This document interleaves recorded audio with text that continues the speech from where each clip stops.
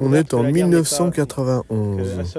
Richard Dembo, qui a déjà tourné entre autres La Diagonale du Fou, tourne le film L'Instinct de l'Ange à l'aérodrome de la Ferté-Alais. On est au sud de Paris, à l'amicale Jean-Baptiste Salis. Il n'y a plus rien. L'important, c'est le jeu par rapport au matin. Parce que ce qui m'importe aussi, c'est de montrer la ségrégation dans la base, c'est-à-dire l'aspect officier et l'aspect mécano. Donc j'ai besoin quand même d'avoir cet axe-là. J'ai besoin d'avoir ça, tu vois. J'ai besoin d'avoir ça et ça. Alors mon personnage, c'est le colonel d'Outremont.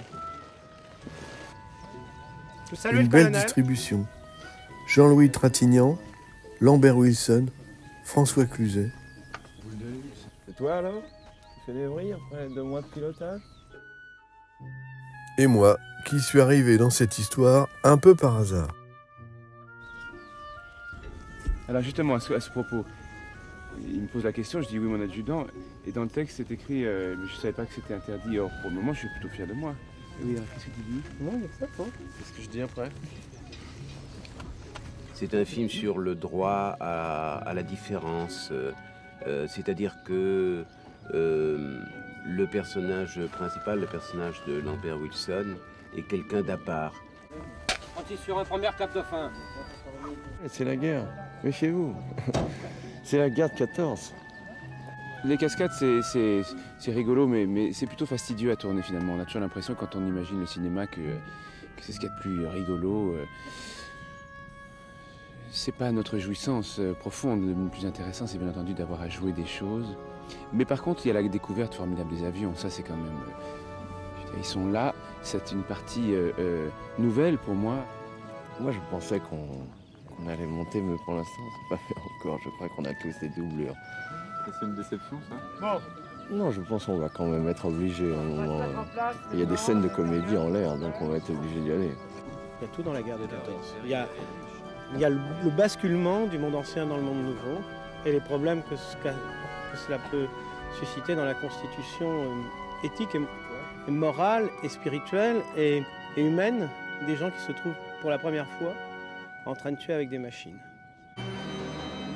Un ami armurier décroche le contrat de fourniture des armes et l'installation des mitrailleuses sur les avions. Il me demande de l'aider et me voici embarqué dans cette aventure. Les mitrailleuses authentiques sont empruntées au musée de l'air. On réalise des moulages en résine de ces mitrailleuses et on glisse à l'intérieur des fusils automatiques M16.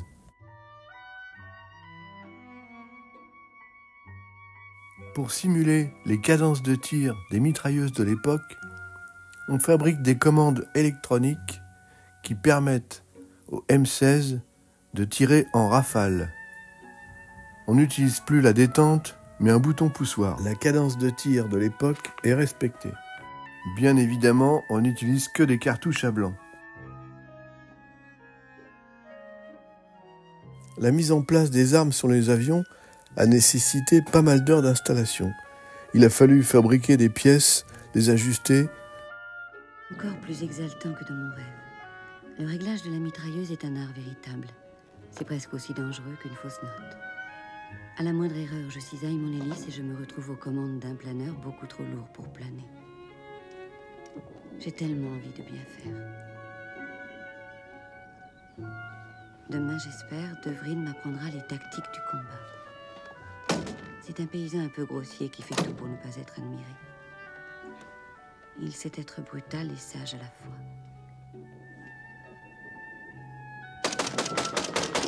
Là, c'était pas des cartouches à blanc. Demain, ils vont me lâcher sur un 130 chevaux Renault. Vous serez fiers de moi.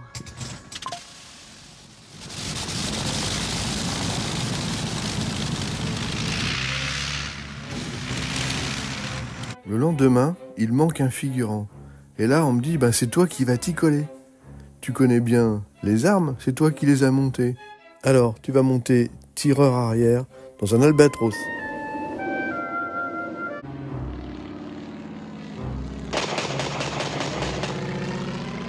Et nous voilà partis dans une zone sans risque, accompagnés de l'hélico qui nous filmait.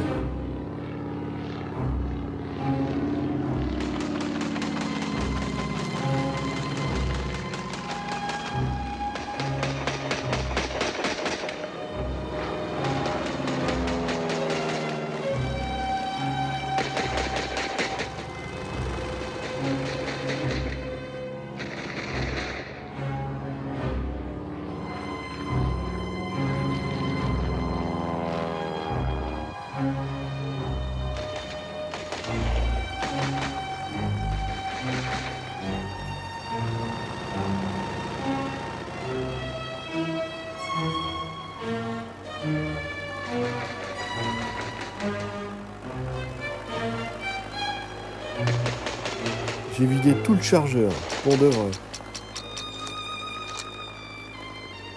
Je suis content, mes nerfs sont à présent parfaitement dociles. Sans cela, tout était fichu. J'étais dégonflé. On a fait environ 1 heure de vol. Tout s'est super bien passé, j'ai pas été malade. J'avais emmené mon appareil photo, ce qui m'a permis de faire quelques photos sur le retour. Bon, c'était pas facile parce que j'étais dans le sens inverse du vol. Après l'atterrissage, j'ai pas réussi à sortir seul de la carlingue. Pendant 1 heure, j'étais à genoux.